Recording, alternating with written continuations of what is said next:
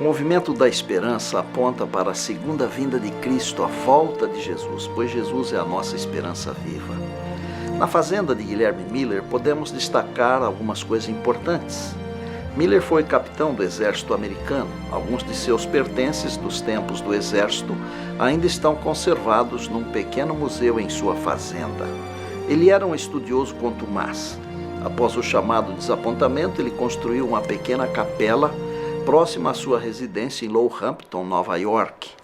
Miller foi o anunciador da volta de Jesus de 1831 a 1844. Ele interpretou Daniel 8,14 como sendo a volta de Jesus, a promessa da volta de Jesus. 22 de outubro de 1844 é tido como dia da grande decepção, mas eu quero chamar aquele dia de grande antecipação.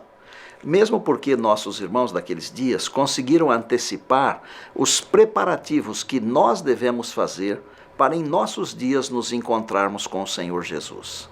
Quase sempre mencionamos 1844 como decepção, mas deveríamos ver aquele evento, acontecimento, como um dia de alegrias, pois o povo de Deus estava preparado para se encontrar com Jesus. E minha pergunta é, e nós estamos preparados hoje?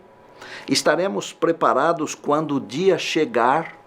Guilherme Miller estudou as profecias de Daniel e foi chamado para resgatar a mensagem da segunda vinda de Cristo.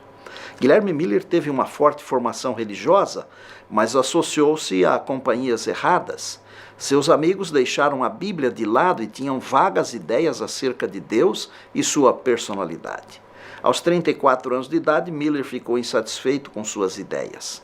O Espírito Santo impressionou seu coração e ele dedicou-se ao estudo da Palavra de Deus. E em Cristo, Miller encontrou a resposta para todas as suas necessidades. Seu estudo o conduziu às grandes profecias que apontavam para o primeiro e segundo advento de nosso Senhor Jesus. As profecias com relação a tempo o interessavam, especialmente as profecias de Daniel e Apocalipse. No ano de 1818, como resultado de seu estudo das profecias de Daniel 8 e 9, Miller chegou à conclusão de que Cristo voltaria em algum momento durante os anos de 1843 ou 1844. Ele hesitou até 1831 antes que começasse a anunciar suas descobertas. O início do movimento adventista na América do Norte pode ser marcado a partir da primeira pregação pública de Miller. Nos meses e anos que se seguiram, cerca de 100 mil pessoas passaram a crer na iminente segunda vinda de Cristo. A Pedra da Ascensão é um lugar que causa emoção, onde juntamente com um grupo de pessoas, ele aguardou a volta de Cristo em 22 de outubro de 1844. A pedra fica num descampado com uma visão do horizonte que renova a esperança. Agora, por que Miller nunca fez parte do grupo que originou a Igreja Adventista do Sétimo Dia? Por que continuou marcando datas para a volta de Cristo? Por que viveu apenas poucos anos depois do desapontamento de 1844? Miller viveu por alguns anos após o grande desapontamento de 1844. Dormiu em Cristo em 1849. Apesar dos equívocos a respeito do evento que estava para acontecer em 1844, Deus o usou para despertar o mundo para a proximidade do fim e preparar os pecadores para o tempo do juízo. A morte de Miller não foi apenas resultado da idade ou enfermidade, mas uma ação divina para protegê-lo. Ainda hoje a morte pode parecer algo acidental ou natural, e procuramos entender os seus porquês, mas Deus tem uma visão mais ampla que só a eternidade revelará. O descanso de seus filhos é uma demonstração de seu amor. Veja as palavras de Ellen G. White sobre esse servo de Deus. Deus permitiu-lhe cair sob o poder de Satanás, o domínio da morte, e escondeu-o na sepultura, afastando-o daqueles que o estavam constantemente desviando da verdade. Moisés errou quando estava prestes a entrar na terra prometida. Assim também, vi que Guilherme Miller errou quando já estava perto de entrar na Canaã celestial, ao permitir que sua influência fosse contra a verdade. Outros o levaram a isso. outros darão conta por isso. Mas os anjos vigiam o precioso pó desse servo de Deus, e ele ressurgirá ao som da última trombeta. Está em Primeiros Escritos, páginas 257 e 258. Miller ressurgirá quando Jesus regressar, para ver cumprir a sua pregação. Amados, Jesus não veio em 22 de outubro de 1844, mas virá. Dentre as mais lindas promessas da Bíblia, a promessa da ressurreição se destaca de maneira soberana. Ela encontra lugar no coração do cristão e permeia sua existência terrena como um refrigério, porque o homem tem em sua estrutura espiritual um grande equilíbrio de valores. Nesse tal equilíbrio, pesa a expressão que está em Romanos 6:23, o salário do pecado é a morte.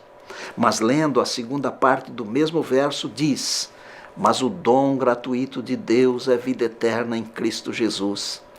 Paira sobre o ser humano a sombra da morte por causa do pecado. O mistério todo é desvendado quando lemos João 11:25, onde Jesus diz: eu sou a ressurreição e a vida. Quem crê em mim, ainda que morra, viverá. Assim, a verdade da ressurreição alimenta a esperança cristã e dá vida ao pecador cansado. Deus criou o homem para ser imortal, caso vencesse a primeira prova. Ao pecar, o ser humano tornou-se mortal, devendo, portanto, voltar ao pó, pois do pó foi formado. Em seu grande, inestimável amor, inenarrável amor, Deus não deseja que fiquemos no pó. Por isso, dentro do plano da redenção, está a ressurreição como o escape do túmulo, da sepultura, da morte. Os primeiros relatos da ressurreição estão nos livros dos reis. Elias ressuscitou o filho da viúva de Sarepta, conforme 1 Reis 17 a 24. Eliseu ressuscitou o filho da Sunamita, 2 Reis, capítulo 4, 12 a 37. Um homem ressuscitou só de tocar os ossos de um servo do Senhor. O relato é composto de apenas 2 versos, está em 2 Reis 13, 20 e 21. O texto diz simplesmente assim: morreu Eliseu e o sepultaram. Ora, bandos dos moabitas costumavam invadir a terra à entrada do ano. Sucedeu que enquanto alguns enterravam um homem, eis que viram um bando. Então lançaram o homem na sepultura de Eliseu. E logo que o cadáver tocou os ossos de Eliseu, reviveu o homem e se levantou sobre os seus pés. Você se lembra do episódio bíblico de Abraão subindo a montanha para sacrificar Isaque, seu filho? Pois é, embora não esteja escrito isso na Bíblia, por vezes sou levado a pensar que Abraão cria que Deus ressuscitaria Isaque caso se consumasse o sacrifício.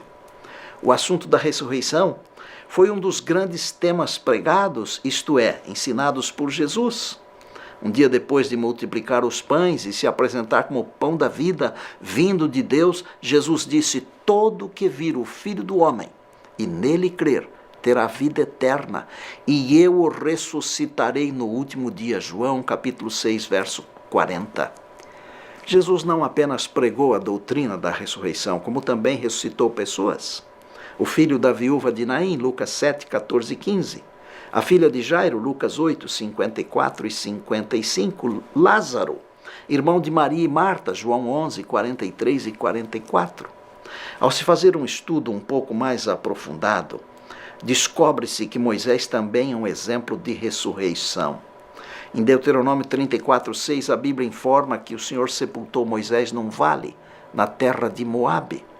Em Mateus 17, 3, descobrimos que Moisés aparece juntamente com Elias no Monte da Transfiguração para animar Jesus, o Filho de Deus, em sua caminhada rumo ao Calvário.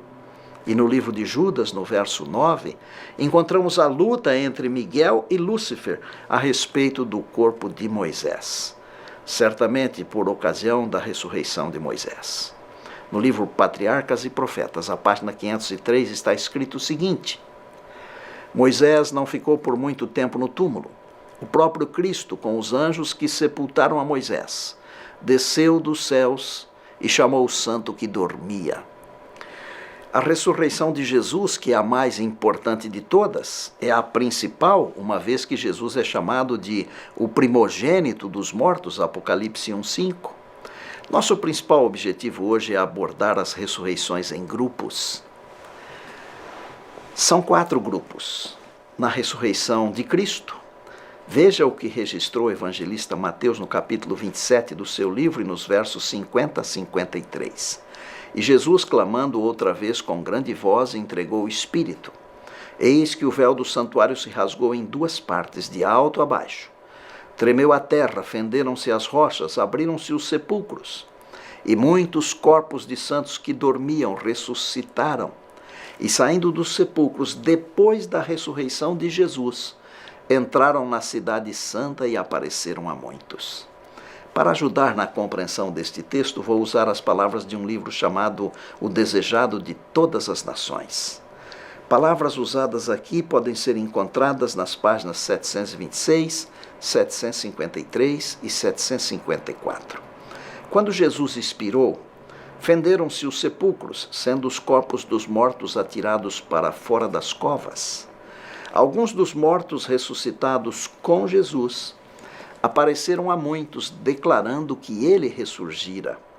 Quando Cristo ressurgiu, trouxe do sepulcro uma multidão de cativos. O terremoto, por ocasião de sua morte, abrira-lhes o sepulcro, e ao ressuscitar Jesus, ressurgiram juntamente.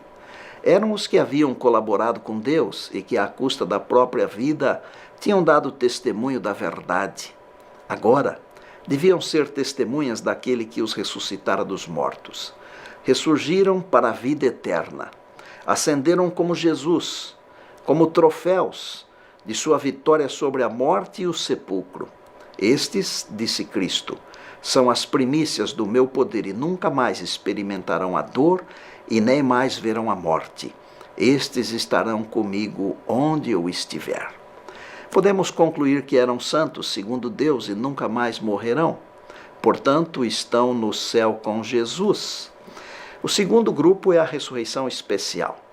O profeta Daniel, no capítulo 12 de seu livro, no verso 2, diz: muitos dos que dormem no pó da terra ressuscitarão, uns para a vida eterna, outros para a vergonha e horror eterno. E João, no Apocalipse, diz o seguinte, no capítulo 1, verso 7, eis que vem com as nuvens e todo olho o verá, até quantos o traspassaram. Estes 2 textos juntos ensinam que uns ressuscitarão para a vida e outros para a vergonha, e verão o Senhor vindo sobre as nuvens, inclusive os que o traspassaram. Evidentemente, aqui está falando de 2 tipos de pessoas, boas e más. Uns que ressuscitarão para a vida e outros para a morte. Verão Jesus voltando, para que possam contemplar Jesus em sua segunda vinda. A ressurreição deles deve se dar antes de Jesus voltar. É certo também que aqui não está falando da grande ressurreição dos justos, que acontecerá quando Jesus regressar, e não antes do seu regresso. Perceba que nessa ressurreição especial, daqueles que ressuscitarão para que vejam a segunda vinda, há 2 grupos distintos, um grupo de santos e um grupo de ímpios. Os santos são aqueles que morreram desde que as 3 mensagens angélicas de Apocalipse 14 estão sendo pregadas. Ressurgem para ouvir de Deus o concerto de paz. Deus vindicará o caráter destes santos que morreram desde que se iniciou a pregação dessas mensagens. Poderia dizer que os santos que ressuscitarão nessa ressurreição especial são os que morreram desde 1844, em razão de que desde então são pregadas as mensagens dos 3 anjos. O outro grupo, o dos ímpios, é composto por aqueles que participaram do julgamento de Cristo, e mais os acérrimos perseguidores da verdade do povo de Deus de todos os tempos. Lembre-se que a ressurreição especial acontecerá um pouquinho antes da volta de Jesus. Caso contrário, eles não veriam o Filho do Homem vindo sobre as nuvens dos céus. O terceiro grupo é a ressurreição dos justos. Em 1 Tessalonicenses 4,16, Paulo escreveu assim: porquanto o Senhor mesmo, dada a sua palavra de ordem e ouvida a voz do arcanjo e ressoada a trombeta de Deus, descerá dos céus e os mortos em Cristo ressuscitarão primeiro. Aqui fica claro que haverá uma ressurreição onde só ressuscitarão os que morreram em Cristo, isto é, os justos, segundo Deus. E o evento se dará quando Jesus regressar, conforme o texto bíblico. Das páginas 649 e 650 do livro O Grande Conflito, podemos extrair as seguintes informações.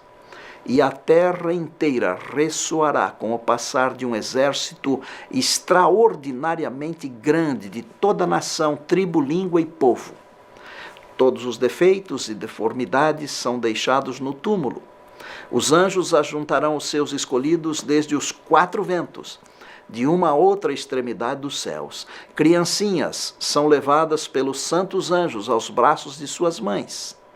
Veja o seguinte: se os santos que morreram na fé da mensagem do terceiro anjo ressuscitam na ressurreição especial, então na grande ressurreição dos justos, ressuscitam todos os santos de todos os tempos até 1844. E o último grupo, o grupo da ressurreição dos ímpios. No Apocalipse, João fala da ressurreição dos ímpios no capítulo 20, nos versos 5 e 7. Os restantes dos mortos não reviveram até que se completassem os 1000 anos. Quando, porém, se completarem os 1000 anos, Satanás será solto de sua prisão. Se observar bem, percebe-se que essa ressurreição ocorre depois do milênio ou depois dos 1000 anos. É a ressurreição dos ímpios. São os ímpios de todos os tempos. Na página 669 do livro O Grande Conflito há informações que nos ajudam na compreensão desse assunto. No final dos 1000 anos, Cristo volta novamente à terra.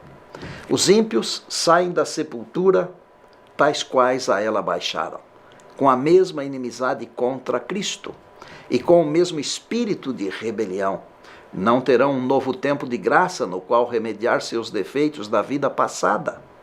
Ao fim dos 1000 anos ocorrerá a segunda grande ressurreição. Então os ímpios ressuscitarão dos mortos, comparecendo perante Deus para a execução do juízo escrito.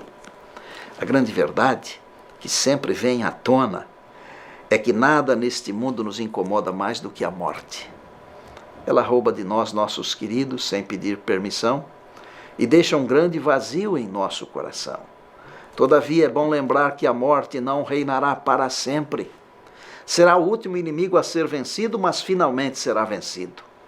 Esta informação vem do apóstolo Paulo escrevendo em 1 Coríntios 15, 26. E no verso 25 desse mesmo capítulo ele pergunta: onde está, ó morte, a tua vitória? Eu sei que em todas as famílias existe alguma tristeza por saudade de alguém que a morte levou embora. Desejo terminar esse sermão com ânimo, esperança e alegria, levando você a pensar nas palavras de Jesus: eu sou a ressurreição e a vida. Quem crê em mim, ainda que morra, viverá, e todo o que vive e crê em mim nunca morrerá eternamente. Aleluia!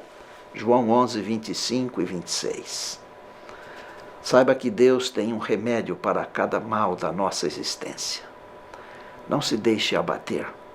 Levante-se. Confie no Senhor Jesus, o Deus da ressurreição.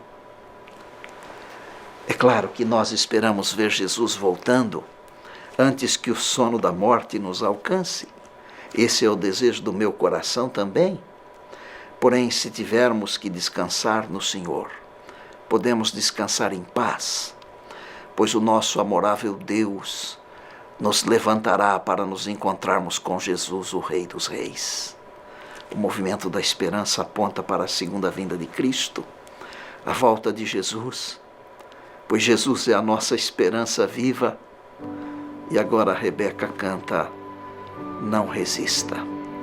O clipe foi gravado em Tiatira. Que Deus abençoe você. E depois da música, nós vamos orar. Abra o seu coração.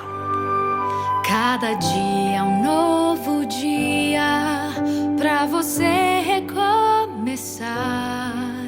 e buscar de coração o Senhor,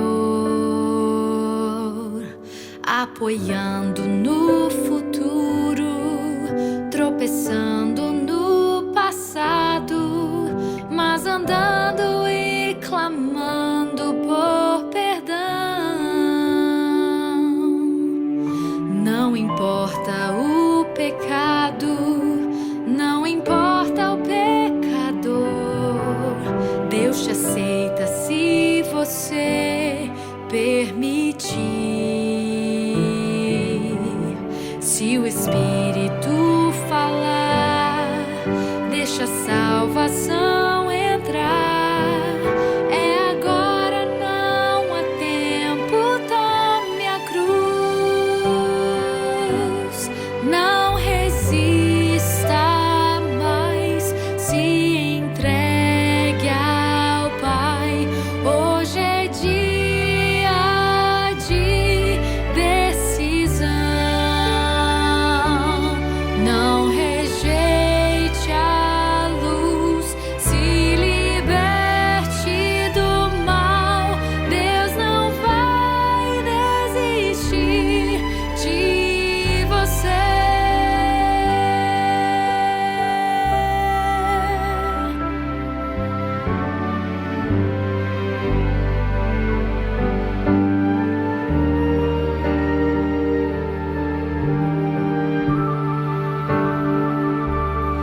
Se você não vê motivos para sua vida continuar, se você se acha indigno para Deus, este é o seu momento. Não o deixe escapar. Não demore, venha a Cristo sem tardar.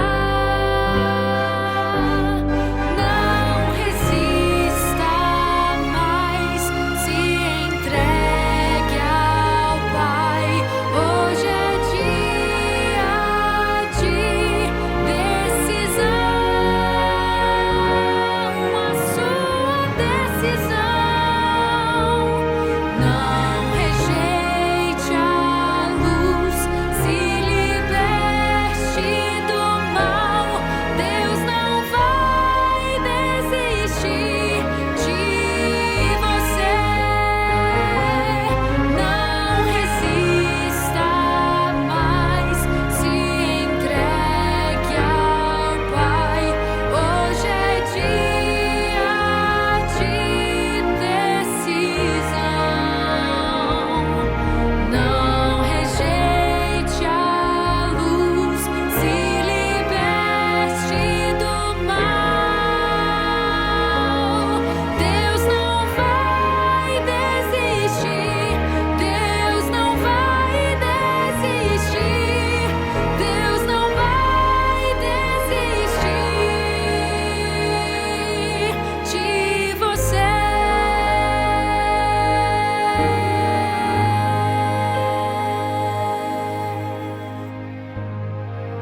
Obrigado, Rebeca. Vamos orar. Senhor Deus, obrigado pela certeza da ressurreição em Jesus. Obrigado também por tudo que aprendemos hoje. Permita que o Teu Santo e Bom Espírito trabalhe conosco, para que jamais venhamos a desistir, mas que prossigamos, até muito em breve nos encontrarmos com o Senhor Jesus, que é o Deus da ressurreição. A Ele seja glória para todos sempre. É no nome dele que oramos agradecidos. Amém.